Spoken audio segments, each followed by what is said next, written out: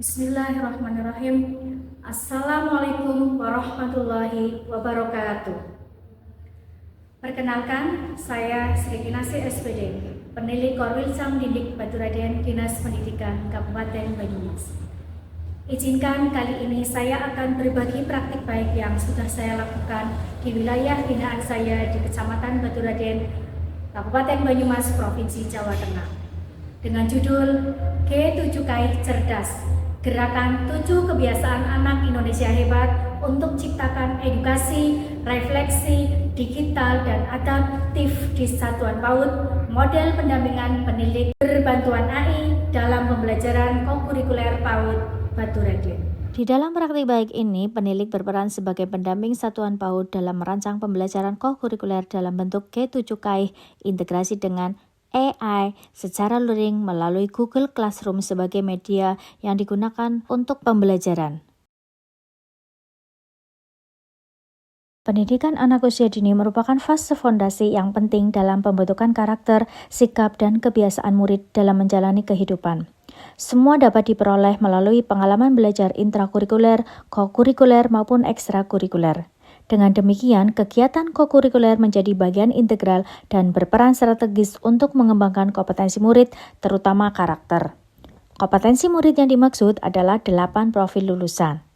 Kegiatan kurikuler perlu dirancang secara sistematis, bermakna, dan kontekstual agar murid dapat mengembangkan kompetensi secara lebih utuh dan kontekstual. Dari hasil refleksi pemantik, review KSP, dan wawancara yang dilakukan di beberapa satuan PAUD di Korwilsam Didik Baturaden menunjukkan bahwa kegiatan kokurikuler belum dirancang secara terstruktur. Kegiatan masih bersifat rutinitas tanpa penguatan nilai karakter. Murid belum terbiasa melakukan kegiatan yang membentuk kebiasaan baik disiplin, tanggung jawab, maupun tolong-menolong. Kegiatan harian masih berfokus pada bermain tanpa penguatan nilai karakter yang sistematis. Pendidik juga belum memahami konsep kokurikuler, belum terbiasa memanfaatkan teknologi digital, apalagi kecerdasan buatan, sebagai alat bantu dalam perencanaan maupun refleksi pembelajaran. Berikut ini data yang dapat kami sajikan terkait dengan hasil refleksi pemantik yang sudah dilakukan oleh penilik. Selain dari refleksi pemantik, berdasarkan review KSP tahun pelajaran 2025-2026, masih banyak satuan PAUD yang belum merancang pembelajaran kokurikuler. Di bagian pengorganisasian pembelajaran, belum tercantum kegiatan kokurikuler yang dilaksanakan selama 1 tahun ajaran. Juga di bagian rencana pembelajaran untuk lingkup kelas belum mencantumkan rencana pembelajaran kokurikuler. Satuan PAUD masih bingung untuk menentukan dimensi profil lulusan, tema, bentuk, tujuan, aktivitas, asesmen, dan laporan untuk pembelajaran kokurikuler. Penilik belum memiliki model pendampingan yang menekankan integrasi karakter dan teknologi. Orang tua dan masyarakat cenderung melihat kegiatan anak hanya dari sisi bermain, bukan proses pembentukan karakter yang berkelanjutan. Sebagai penilik, saya melihat perlu adanya pendampingan yang berfokus pada pembelajaran kokurikuler yang reflektif dan kreatif dengan memanfaatkan teknologi digital, termasuk kecerdasan buatan AI, untuk membantu pendidik dan tenaga kependidikan dalam memahami, merencanakan, melaksanakan, dan merefleksi kegiatan pembelajaran yang relevan. Dari latar belakang inilah lahir inovasi G7KI Cerdas, Gerakan 7 Kebiasaan Anak Indonesia Hebat untuk ciptakan edukatif, reflektif, digital, dan adaptif di satuan PAUD yang menggabungkan nilai karakter, teknologi, dan pendampingan berbasis refleksi. Setelah dilakukan identifikasi masalah melalui refleksi pemantik, review KSP, dan wawancara kepada pendidik dan kepala sekolah, maka terdapat beberapa tantangan yang terjadi, yaitu keterbatasan pemahaman pendidik tentang konsep kokurikuler, rendahnya literasi digital sebagian pendidik sehingga sulit mengoperasikan Google Classroom, ChatGPT, Mentimeter, dan lain-lain, keterbatasan waktu dan fasilitas, masih kurangnya keterlibatan orang tua dalam mendukung kebiasaan anak di rumah, belum adanya model praktik baik yang dapat menjadi inspirasi. Dan paksa, ini bermasyarakat, ini aksinya ini. Berarti sudah, ini maksudnya ini kan sudah ya. Dari berbagai permasalahan yang sudah disebutkan di atas, maka saya menyimpulkan bahwa tantangan yang dihadapi yaitu memilih model dan metode pendampingan yang tepat yang sesuai dengan kebutuhan pendidik dan tenaga kependidikan. Menggunakan media yang berbasis teknologi yang mudah dalam merancang pembelajaran kokurikuler dalam bentuk G7KI.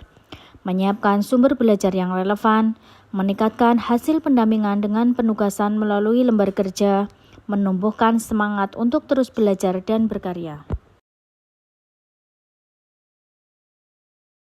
Ada 3 langkah yang dilakukan oleh penilik untuk menghadapi tantangan. Yang pertama, melakukan kajian regulasi terkait kokurikuler, mencari inspirasi dari berbagai sumber, mengikuti pelatihan daring tentang merancang perencanaan kokurikuler. Yang kedua, merancang pelatihan yang dapat mengakomodir kebutuhan yang diperlukan oleh pendidik dan tenaga kependidikan. Dan yang ketiga adalah melaksanakan pelatihan yang sudah dirancang. Setelah menetapkan 3 langkah yang dilakukan untuk menghadapi tantangan, tahapan selanjutnya adalah menentukan strategi pendampingan yang dilakukan, yaitu dengan dilaksanakan pelatihan secara luring terstruktur dengan menggunakan Google Classroom sebagai media belajar.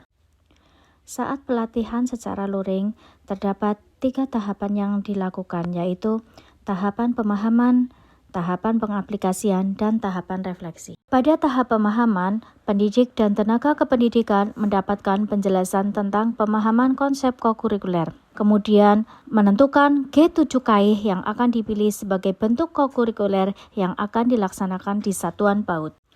Pada tahap pengaplikasian, pendidik dan tenaga kependidikan membuat rancangan kokurikuler dalam bentuk G7KI dengan bantuan AI.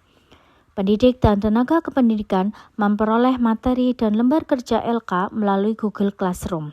Selanjutnya, pendidik dan tenaga kependidikan akan mendapatkan penjelasan bagaimana cara mengerjakan masing-masing LK. Setelah itu, mereka langsung praktek mengerjakan LK yang ada di Google Classroom dan menyerahkan hasilnya kepada penilik. Selanjutnya di tahap refleksi.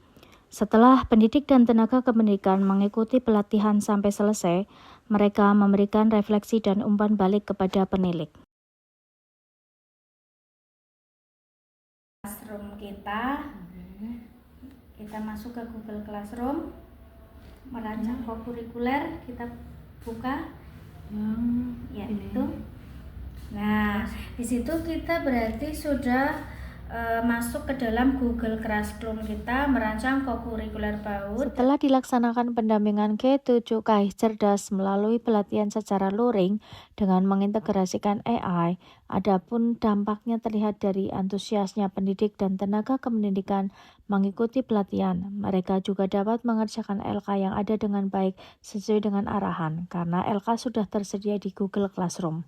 Dari hasil mengerjakan LK, maka pendidik dan tenaga kependidikan sudah bisa merancang kokurikuler secara lengkap dan struktur sesuai dengan pedoman atau panduan dalam waktu yang relatif singkat, yang artinya praktik baik ini menunjukkan hasil yang efektif. Mereka lebih percaya diri memanfaatkan AI untuk membantu membuat media dan rencana kegiatan.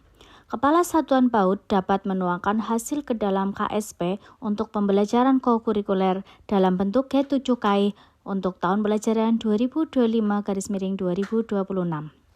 Kesadaran orang tua meningkat terhadap kebiasaan baik di rumah, terutama G7KI.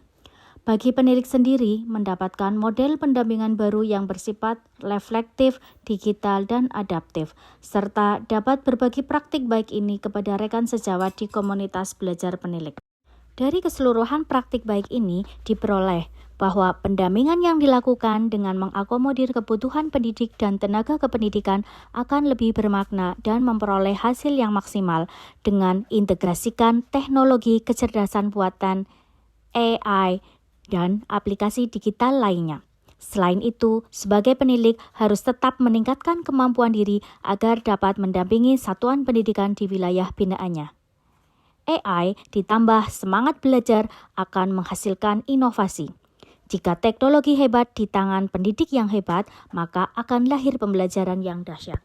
Berikut ini beberapa respon terkait praktik baik yang sudah saya lakukan, baik dari pendidik dan tenaga kependidikan, dari rekan sejawat maupun dari unsur Dinas Pendidikan Kabupaten Banyumas.